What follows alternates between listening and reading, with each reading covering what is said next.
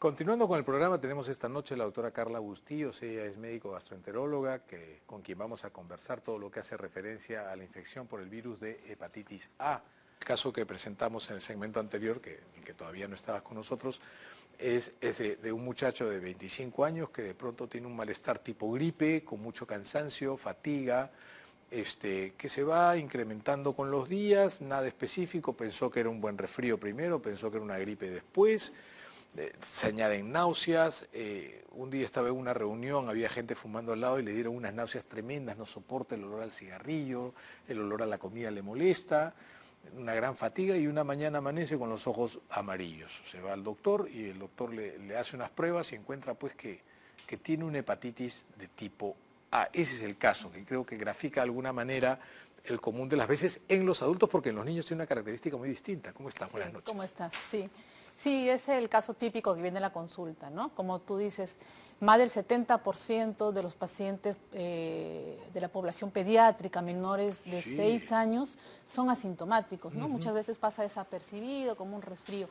En este caso, en este paciente que es un adulto, más del 70% tiene estos síntomas que acabas de referir: malestar general, decaimiento, náuseas, vómitos. Van a veces a la emergencia, ¿no? Pensando que es de repente una infección inespecífica, y a los pocos días se ponen amarillos, ictéricos, comienzan a hacer orinas oscuras y tienen ya una hepatitis A, ¿no? Que creo que esa es la manera más fácil de hacer un diagnóstico de hepatitis, ¿no? La coloración amarilla, aunque no toda la coloración amarilla se debe a problemas hepáticos, pero la mayoría de los casos es así. ¿Podría existir personas que tienen hepatitis dentro de todas las que hay sin ponerse amarillos? Claro, como te decía, en la población pediátrica es lo más frecuente. Sí, en los niños pero es en muy los raro adultos, que se pongan amarillos. Claro, en los adultos también, ¿no? Hay personas que no hacen la sintomatología clásica y pueden estar contagiando la hepatitis A, ¿no? Sin darse cuenta. Y esta forma tan soterrada o solapada de estar infectado con el virus de hepatitis A y no tener ningún síntoma, es decir, asintomático, portar el virus, ¿es lo que hace que esta sea la forma más común de hepatitis viral, o hay formas más comunes recientemente descritas? No, por ahora la hepatitis A sigue siendo la forma más común. Ahora también tenemos la hepatitis E, ¿no? De transmisión fecal, poco conocida, pero muy parecida a la hepatitis A en lo que es manifestaciones clínicas y forma de transmisión. Sin embargo, la hepatitis A en nuestro medio y en algunos países como Sudamérica, Latinoamérica, todavía es una infección frecuente, ¿no? Una de las cosas que se pregunta a Oscar, nuestro paciente problema el día de hoy, es: ¿y cómo me contagié? ¿De dónde viene esto? Si yo como en mi casa, no tengo ningún problema, nunca me como la lechuga, la papa, la huancaína. ¿Cuánto tiempo antes podría haberme contagiado de hepatitis A? Claro. ¿Y cómo?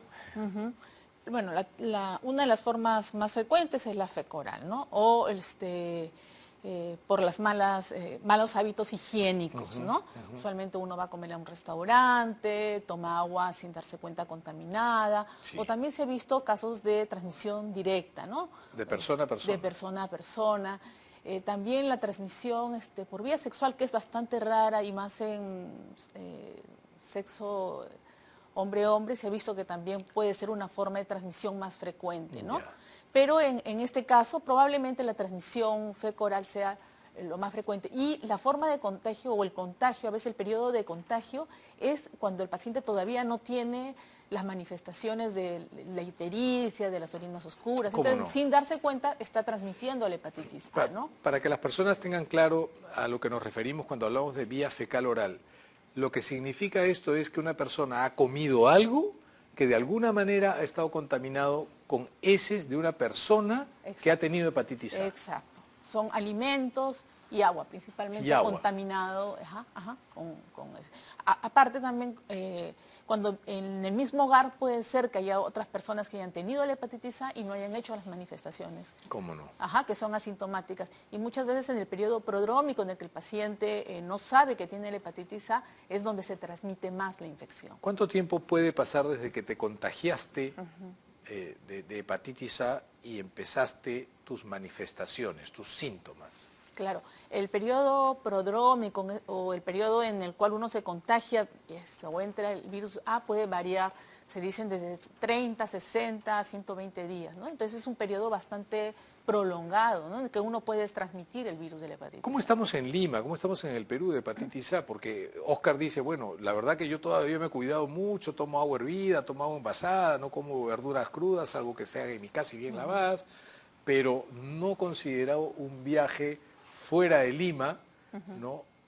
2 meses atrás. Claro, en la década del 80 más o menos se consideraba que la población pediátrica, por así decirlo, o antes de los 15, 16 años, casi el 100% ya había tenido hepatitis A. Qué bárbaro, ¿no? Sí, sí, los niños es altísimo.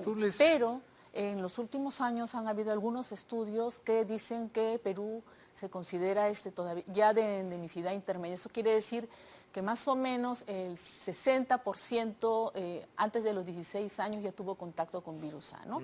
Y esto va disminuyendo conforme pasan los años. ¿Por qué? Porque ha habido mejoras higiénico-dietéticas, ¿no? Mejoras sanitarias que hacen que de alta endemicidad ahora hayamos pasado a endemicidad intermedia, ¿no? Que va a variar, ¿no? De acuerdo a la región. ¿Cómo no? En Lima, por ejemplo, podríamos considerar que es más o menos de baja endemicidad, ¿no? Esto, que es menor del 50%, ¿no? De prevalencia de menores de 16 años. Pero todavía sigue siendo considerada un problema de salud pública. Por supuesto, todavía, por supuesto, porque ¿no? A pesar de que ha bajado, todavía el porcentaje de población como tú dices, esto varía de acuerdo a regiones, ¿no? Entonces, si uno ha viajado a algunas zonas, por ejemplo... Donde hay poco saneamiento, por exactamente, puede aún contagiarse, ¿no? Entonces, más prevalencia. Sí.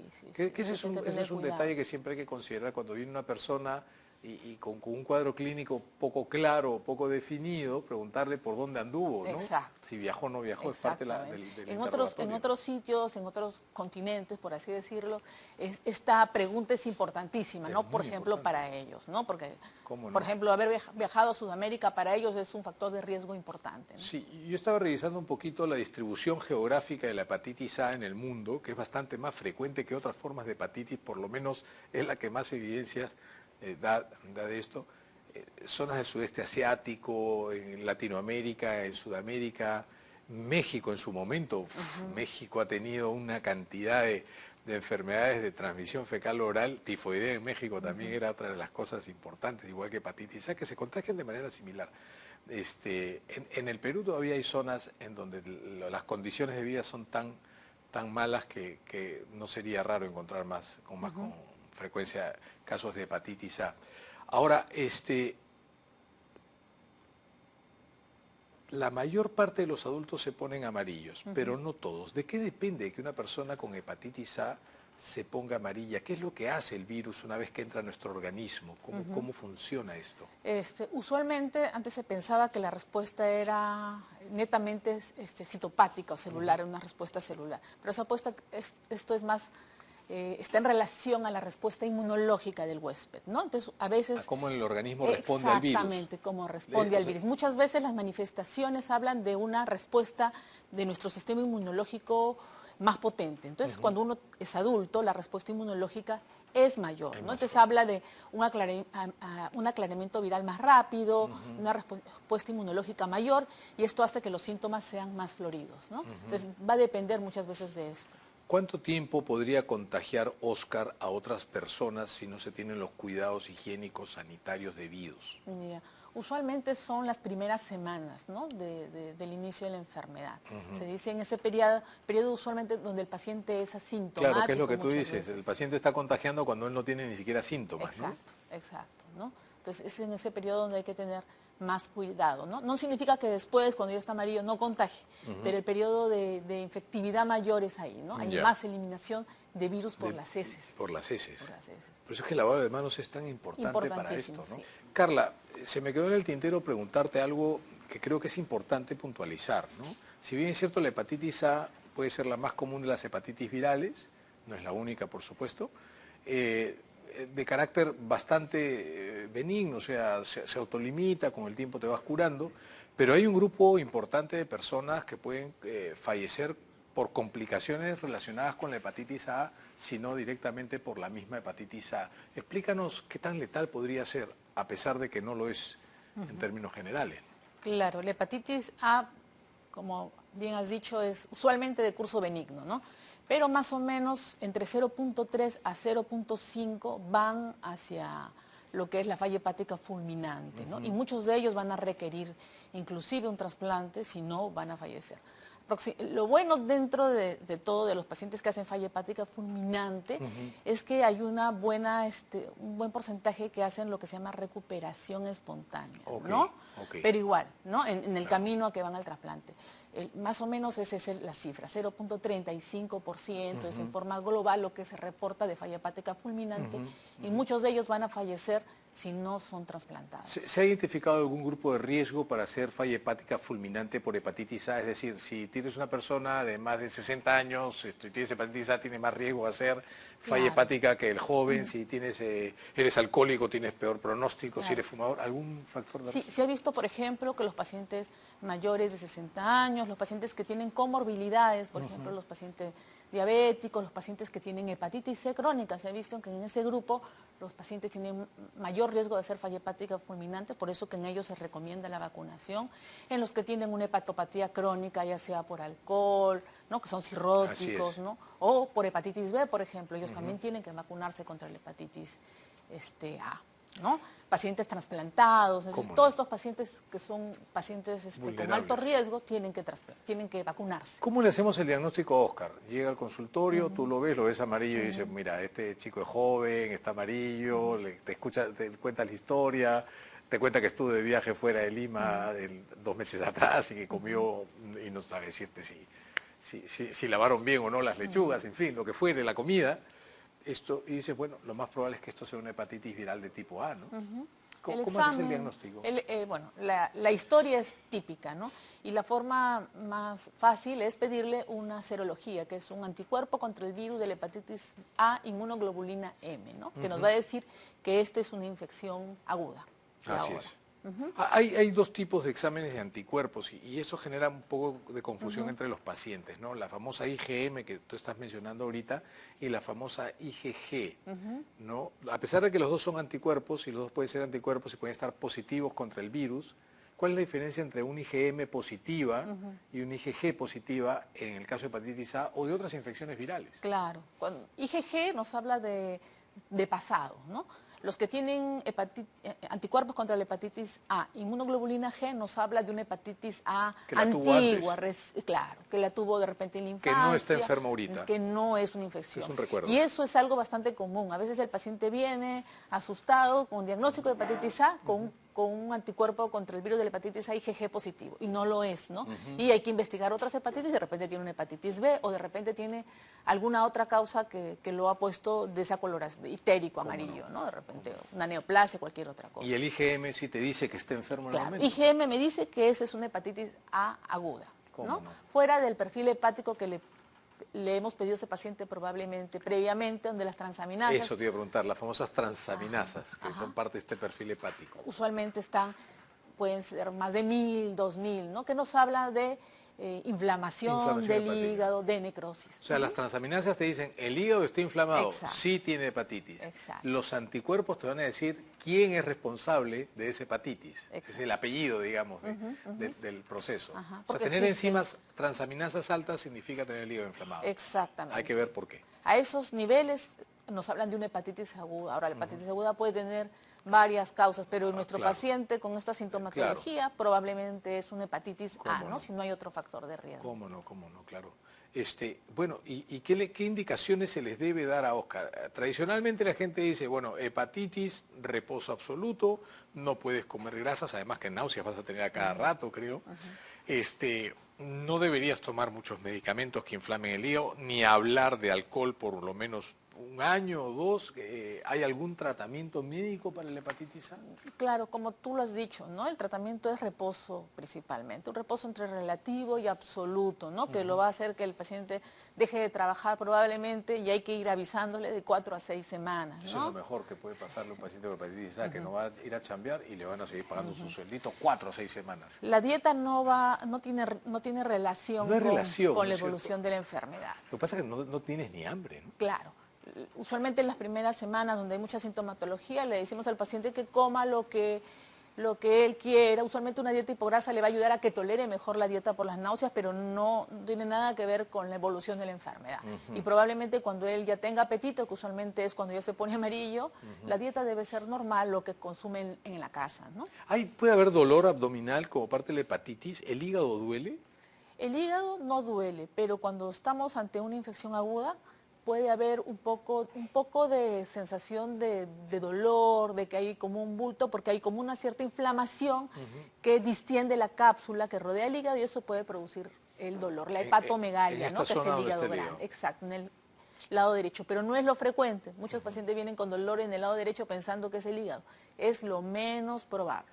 ¿Ya? Ese síntoma de dolor en el lado derecho, en el contexto de una hepatitis aguda, no es lo más frecuente. De manera similar a lo que ocurre con la hepatitis B y con la hepatitis C, que son son virus que pueden producir formas crónicas de hepatitis, ¿en la hepatitis A puedes pasar a la cronicidad? No, la hepatitis A o tiene un curso benigno o va a falla hepática fulminante, que ya dijimos, en ese porcentaje menor, que cada vez vemos un poquito más porque la presentación es más en el adulto por las mejorías en de las condiciones de vida, de ¿no? las condiciones higiénicas.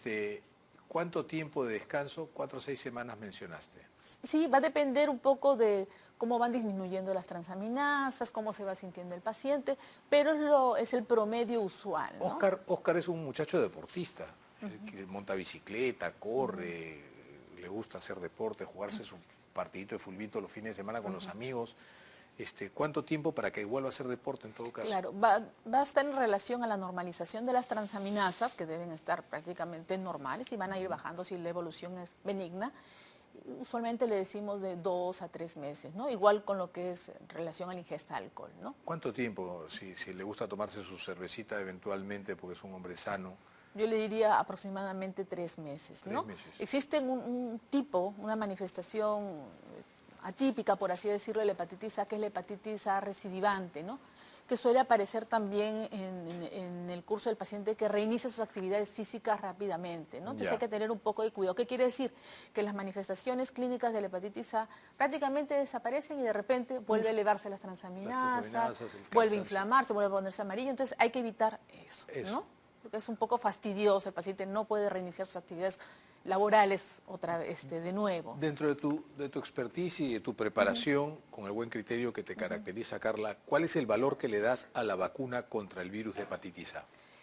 Bueno, el virus de la hepatitis A es una vacuna bastante efectiva, son solamente 2 dosis y yo creo que es importantísimo la vacunación. Debería ser universal en aquellas zonas, en teoría, de baja endemicidad. Eso es lo que estábamos conversando, ¿no? En el entretiempo, ¿no? En zonas de alta endemicidad, donde casi todos han tenido la infección, claro, no tiene mucha utilidad. En las de endemicidad intermedia se dice que debería ser en aquella población de riesgo, que ya hablamos, que cuál es la población de riesgo, y en los de baja endemicidad sí debe ser recomendada la vacuna. Claro. En nuestro caso, por ejemplo, en Lima o en alguna zona donde se considera de baja endemicidad, la vacunación debería ser universal, ¿no? A los niños se les puede poner a partir del año de edad y son 2 dosis, como tú bien dices, pero vale la pena, ¿no? Sí, sí. Y el lavado de manos. Exactamente, que es importantísimo y que siempre se resalta en todas las clínicas, los hospitales, porque es la forma de prevenir las infecciones, ¿no? Pues nada más, Carla, yo te agradezco muchísimo. Ha sido un enorme gusto conversar contigo en el programa el día de hoy. Gracias por habernos acompañado. Gracias por la invitación.